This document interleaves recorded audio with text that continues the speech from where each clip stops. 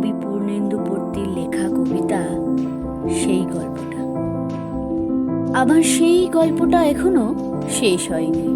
শোনো, পাহাড়টা আগেই বলেছি ভালোবেসেছিল মেঘকে, আর মেঘ কিভাবে শুকনো খটখটে পাহাড়টাকে বানিয়ে তুলেছিল ২৬ বছরের ছোকরা, সে তো আগেই শুনেছ। সেদিন ছিল পাহাড়টার জন্মদিন। পাহাড় মেঘকে বললে, আজ তুমি লাল শাড়ি পরে আসবে। মেঘ পাহাড়কে বললে, আজ তোমাকে স্নান করিয়ে দেবো চন্দন জলে।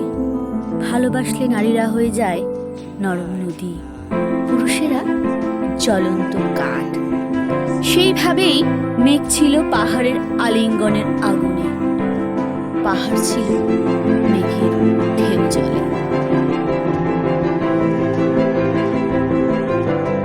হঠাৎ আকাশ জুড়ে বেজে উঠল ঝড়ের জগঝম্প। ঝাঁকড়া চুল উড়িয়ে ছিনতাইয়ের ভঙ্গিতে ছুটে এলো এক ঝাঁক হাওয়া।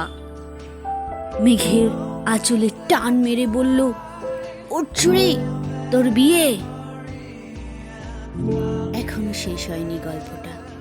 বজ্রের সঙ্গে মেঘের বিয়েটা হয়ে গেল ঠিকই, কিন্তু পাহাড়টাকে সে কোনো দিনও ভুলতে পারল না। বিশ্বাস